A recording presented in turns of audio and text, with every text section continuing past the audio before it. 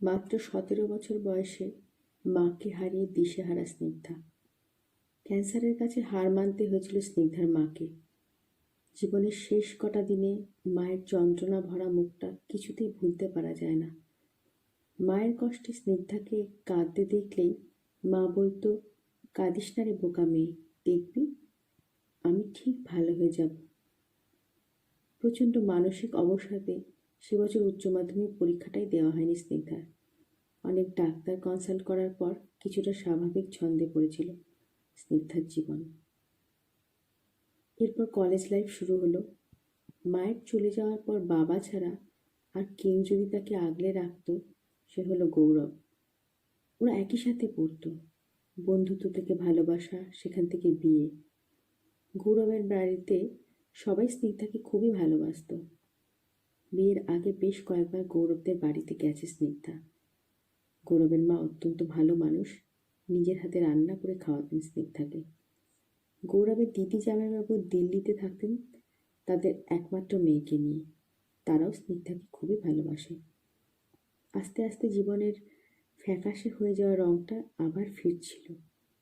হঠাৎ করে বাবাও চলে গেল। আবার সেই হতাশা, ডাক্তার, ট্রিটমেন্ট, কাউন্সেলিং, মেডিসিন।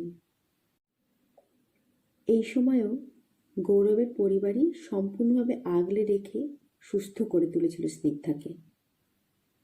বেশ কয়েক বছর কেটে গেল বিয়ের, কোনো সন্তান হয়নি তাদের। চিকিৎসাও শুরু হয়ে গেছে অবশ্য ইতিমধ্যে, কিন্তু তাতেও বিশেষ কোনো সুরাহা হচ্ছে না। গৌরব কিন্তু সমস্ত রকমভাবে মানসিক সাপোর্ট দিয়ে গেছে স্নিগ্ধাকে, যাতে সে আবার হতাশার অন্ধকারে তলিয়ে না যায়। কিন্তু স্নিগ্ধার কষ্ট কিছুতেই কমতে চায় না। তার মনে সবসময় একটাই কথা ঘুরপাক খেতে থাকে, হয়তো তার অক্ষমতাই আজ গৌরবকে পিতৃত্ব দিতে পারেনি। প্রথম দিকে ট্রিটমেন্টের জন্যে যতটা আগ্রহ ছিল গৌরবের, এখন কিন্তু তার অনেকটাই কমে গেছে। সে যেন ধরেই নিয়েছে আর কোনো লাভ নেই। হাল ছাড়ে না স্নিগ্ধা। বন্ধুদের পরামর্শে আইভিএফ স্পেশালিস্টের কাছেও যায় দুজনে। তবে গৌরবের যেন আর কোনো কিছুতেই তেমন মন নেই। বেশ কয়েক মাস ধরেই কেমন যেন যান্ত্রিক হয়ে যাচ্ছে গৌরব। রাত করে বাড়ি ফেরা, বাড়ি ফিরেও এক গাদা কাজ নিয়ে বিজি। স্নিগ্ধার জন্য সময়টা যেন খুবই কমে যাচ্ছিল গৌরবের কাছে। আইভিএফ সেন্টারে দুজনেরই কিছু টেস্ট করা হলো।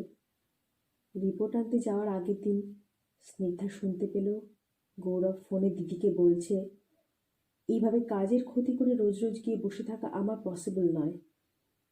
এই রেজাল্ট তো আলটিমেটলি জিরোই, সেটা তো সবাই জানে। ডিপ্রেশনের পেশেন্টদের কনসিভ করা অত সহজ নয়। মন ভেঙে যায় স্নিগ্ধার। তবুও সকাল সকাল ঘুম থেকে উঠে তৈরি হয়ে আইভিএফ সেন্টারে যায় পরীক্ষার রেজাল্ট আনতে। স্নিগ্ধার রিপোর্ট কিন্তু সব নর্মাল।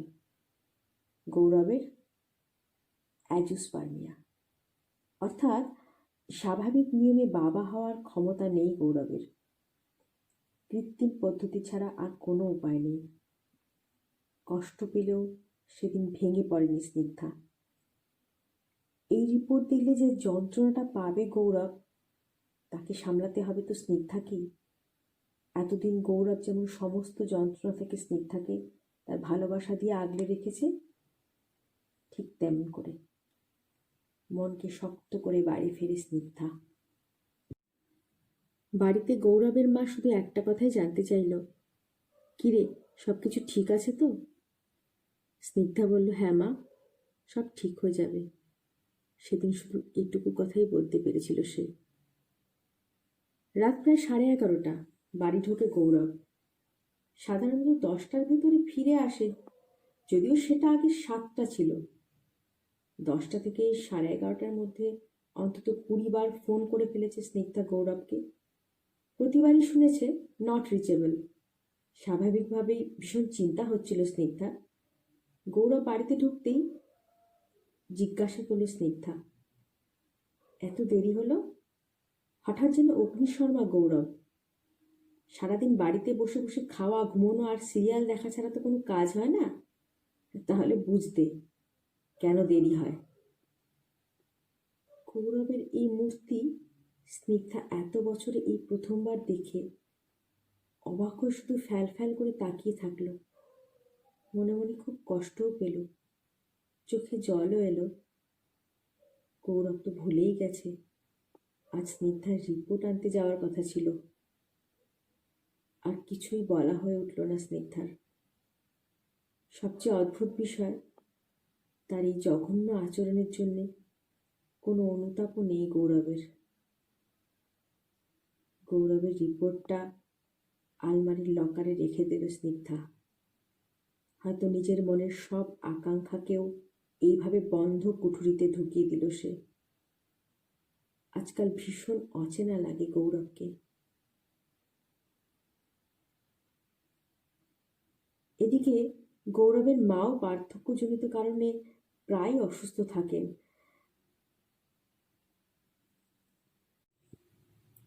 ইদানিং রাতে প্রায় বাইরে খেয়ে ফেরে গৌরব। এভাবে আরও বেশ কয়েকটা বছর কেটে গেল।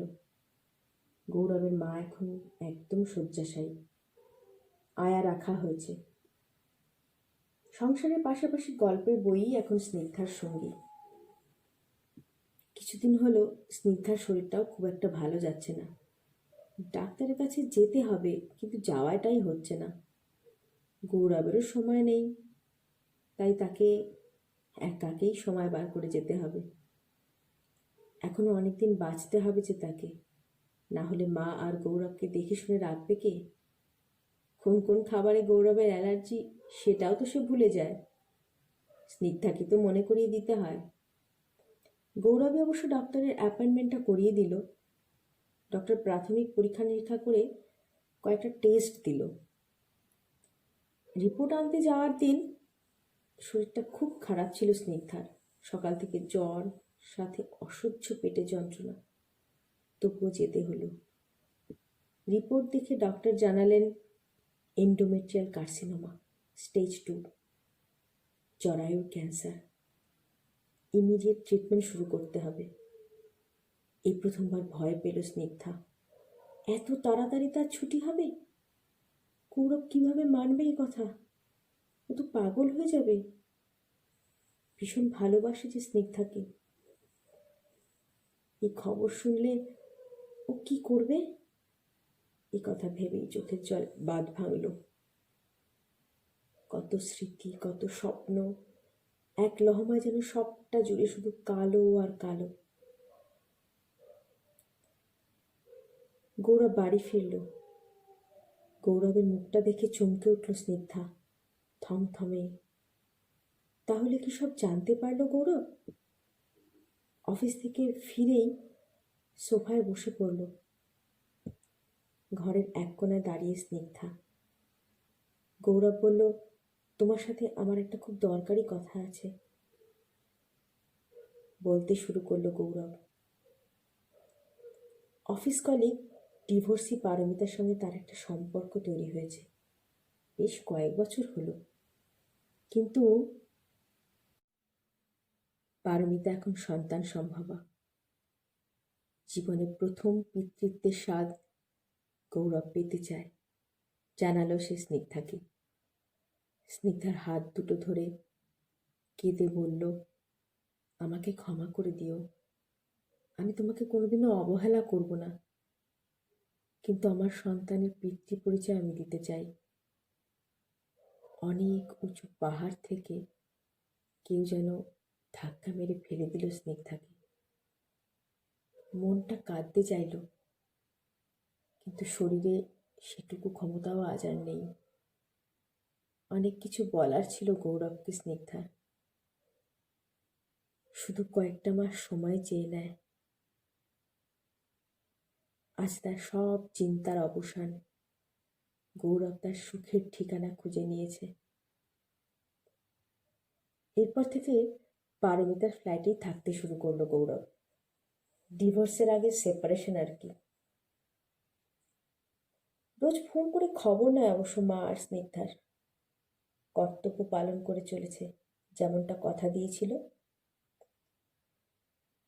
সময় মতো ট্রিটমেন্ট করলে এই ক্যান্সার ভালো হয়ে যায়, ডক্টর বলেছিলেন। কিন্তু ট্রিটমেন্ট না করলে কোনোদিন কোনো ক্যান্সারই যে ভালো হয় না, সেটা স্নিগ্ধা জানতো। প্রায় 6 মাস কেটে গেল। একদিন খুব সকালে মায়ের আয়া ফোন করে গৌরবকে জানায় সকাল থেকে স্নিগ্ধার শরীর খুব খারাপ, এক্ষুনি হাসপাতালে নিয়ে যেতে হবে। কখন থেকে যে অজ্ঞান হয়ে পড়ে আছে বেচারি, কেউ জানে না। ছুটে গেল গৌরব। কালই তো কথা হলো, বলল সব ঠিক আছে। তাহলে তাহলে কি হলো? 13 দিনের লড়াই, তারপর সব শেষ। মারা গেল স্নিগ্ধা। ডাক্তারদের কাছেই জানতে পারল গৌরব স্নিগ্ধার অসুখের কথা। স্নিগ্ধার মুখ থেকে শোনা হয়নি তার, কারণ স্নিগ্ধার জ্ঞান আর কখনো ফেরেনি। নিজের অজান্তে এতখানি কষ্ট সে স্নিগ্ধাকে দিয়েছে যে মৃত্যুকে তার বেশি প্রিয় মনে হয়েছে। এ কথা মনে আসতেই কান্নায় ভেঙে পড়ল গৌরব। বাড়ি ফিরল। চারিদিকে শুধু স্নিগ্ধার স্মৃতি আর স্মৃতি। নিজের হাতে সবটা সাজিয়েছিল মেয়েটা, এই গোটা বাড়ি, তার সংসার। খাটে বিয়ের অ্যালবামটা পড়েছিল। শেষ মুহূর্তে হয়তো এই ছবিগুলোই দেখছিল সে। বিয়ের অ্যালবামের পাতা উল্টাতে উল্টাতে কত সুখের স্মৃতি ভিড় করে আসলো গৌরবের মনে। শেষ পাতা উল্টাতেই দেখতে পেল স্নিগ্ধার ক্যান্সারের রিপোর্টের পাশাপাশি অনেক পুরনো খামে তার অ্যাজোস্পার্মিয়া রিপোর্টটা। এক লহমায় সব যেন কেমন ওলটপালট হয়ে গেল। তাহলে কোনটা সত্যি, কোনটা ঠিক? কিসের জন্য তাহলে এই লড়াই, এই দূরত্ব, এত যন্ত্রণা, এত কষ্ট? হাউ হাউ করে কেঁদে মেঝে বসে পড়ল গৌরব।